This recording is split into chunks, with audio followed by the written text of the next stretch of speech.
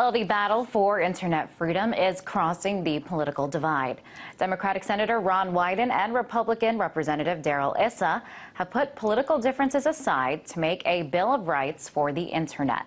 Let's take a look at the top three. The first one is freedom. Digital citizens have a right to a free, uncensored internet.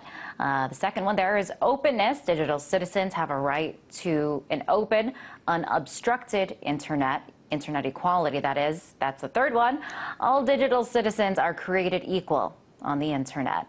Now, both lawmakers were instrumental in defeating CISPA and PIPA, two bills that critics say strip citizens of their online freedoms and privacy. And now they're pushing for this Bill of Rights. Wyden has been a staunch critic of many of these internet bills. Here he is on the House floor condemning the Cyber Intelligence Security Protection Act, better known as CISPA. It creates uncertainty in place of trust.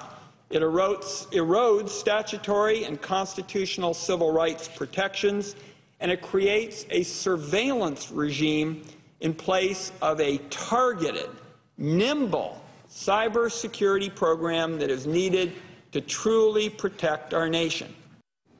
So can the quest for internet freedom unite lawmakers of all political affiliations, and can they be successful in defending internet freedoms? To discuss this and more, the always outspoken David Seaman, independent journalist and tech industry expert. Welcome, David. Nice to see you. So what do you think about this Internet Bill of Rights? I think it's a great idea in theory. I like part of the wording of that. Certainly, the internet should remain free and uncensored. I think the part about all digital citizens being created equal is a little bit cheeky, and I don't know if that's something that the government can enforce or even should be enforcing. Certainly the CEO of Google probably has a higher speed internet connection and more online influence than somebody just logging on from their AOL dial-up account. So clearly all digital citizens are not created equal. Some people have more influence online than others. But this is a step in the right direction. I just hope that it's not a PR stunt, because we've seen so many awful bills out of Congress over the past 6 months. And originally Issa, I believe he supported CISPA, so maybe he's trying to atone for his sins here. In any case, it's definitely a good step. Issa and Senator Wyden are very powerful in Congress. They're both high-ranking members, and they can really get something done here. So I think this is a good move. Okay, so you seem cautiously optimistic about this Bill of Rights. Do you think, it sounds like you also think that some of them might be unrealistic? Yeah, I mean, we don't have to descend into total idealism. The Bill of Rights that we already have prevents a lot of the more awful bills we're seeing in Congress from ever becoming law. Things like CISPA clearly violate your Fourth Amendment rights and potentially even your First Amendment rights. But certainly it's a good idea to clarify these things and to bring things up to date for the modern age, because the Founding Fathers didn't have an internet to work with.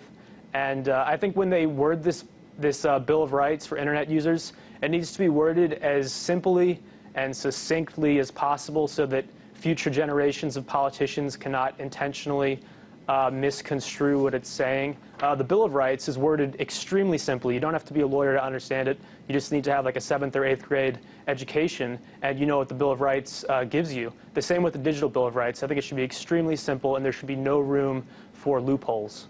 All right, and as you had mentioned, they are quite simple, easy to understand. They keep them short and to the point, everything from freedom to creativity to privacy to sharing.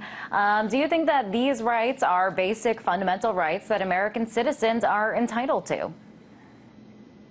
You know, Liz, I really do. The internet comes down to freedom of speech and freedom of expression and freedom of the press. And the internet is still emerging. It's such a new technology. Who knows where it will be 10 years or 15 years from now? It's certainly going to be a much bigger influence in our lives than it is today. And it would be really silly and dangerous to overregulate the internet at this point and prevent it from becoming the engine of economic growth and innovation that it is in the United States. We innovate. We have Google, we have Facebook, we have Microsoft. The United States is leading the way in this information age, and it would just be disastrous for a Congress composed of older people, many of whom don't really understand how the internet works, for those folks to overregulate. It would be just totally the wrong move, and it would also open the door to a kind of police state where the government can spy on you without a warrant, and that's not okay. In the wake of all these pieces of legislation, SOPA, PIPA, they were kind of knocked down. We see CISPA now, a number of other bills. Do you fear that these rights that are stated in these digital Bill of Rights are in danger?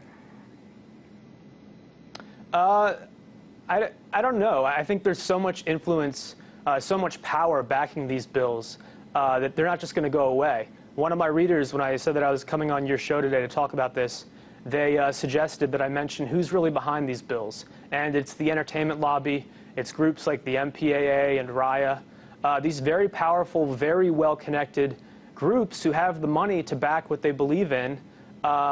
They want control of the internet. They want old-school media companies to succeed no matter what, even if that means crushing the web, even if that means crushing freedom of expression. And we need to speak out against that because American citizens are not the ones asking for this. No typical internet user is saying, we need more internet regulation. I don't feel safe when I'm online. That's not the case. This is being pushed by lobbying groups and by companies that are using their backdoor power instead of just competing with everyone else and seeing who actually wins in the free market. And David, it's interesting, in this case, we have a Democratic senator and a Republican congressman. Both of them are standing behind this. Is this something where lawmakers from both parties can find common ground? I think it is. Like I said, these are powerful guys. These are not, newcomers to the game. They can really get something accomplished here, and it is bipartisan. And maybe this is a chance for them to go back to their constituents and say, look, we saved the internet.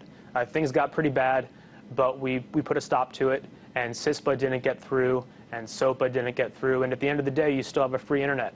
So maybe that's what they're going for here. I hope it is a success, and I hope it has some flesh and teeth and is not just a PR stunt. As I was saying online earlier today, airlines now, a lot of major airlines have a passenger bill of rights to appease people, but that's mostly a PR move. These passenger bills of rights don't really do anything, and I hope that the digital bill of rights is serious and it's enforced. All right, but if it's a PR move, it sounds like you're afraid that, I guess there's not really any legal standing behind them, or that there would be any push to enforce them.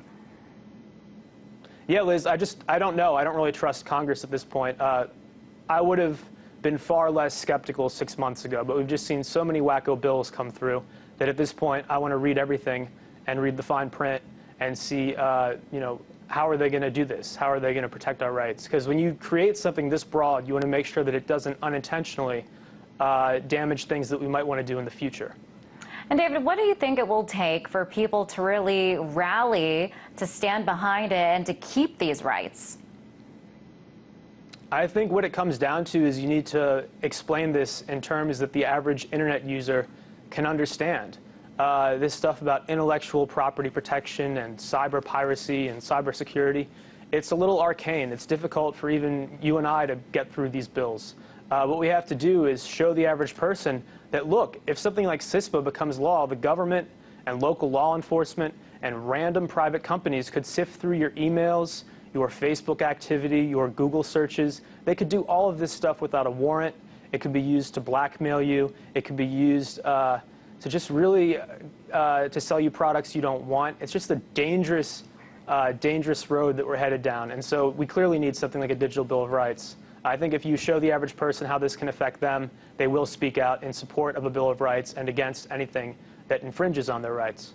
And David, if these rights are stripped and Americans end up losing them, how would that affect our internet experience?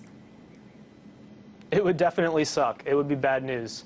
You'd have people no longer expressing themselves freely online because they would be afraid of future employers or even the government itself cracking down on you if you post a tweet that's critical of the Obama administration. It could mean that you can't find work. It could mean that the government is going to come after you and dig a little bit deeper. So it could definitely chill free speech, but at the end of the day, technology and innovation are moving so much faster than this legislation anyway. There's always going to be a way to speak your mind, but I don't think we should be regulating things like the internet in the first place. The internet is not broken. It's great. It works fantastically. So we really need to speak out here and stand our ground. And lastly, David, not too long ago, there was a cyber attack.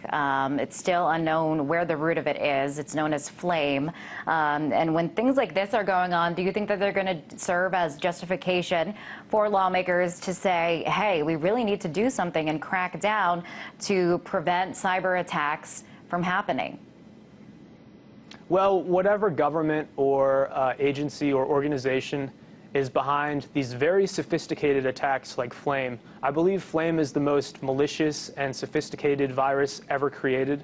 The people behind those certainly know how to get around a law like CISPA anyway. They can just log in from an internet cafe, through several different proxies so that they can't be traced, and they're not going to be affected by these laws. The people who will be affected by these laws are you and I. Like I said, the government snooping on what you're searching for, who you're talking to, what you're looking at, and what your political opinions are. So at the end of the day, this is about protecting me. This is about protecting you. It's not about protecting some super sophisticated cyber hackers.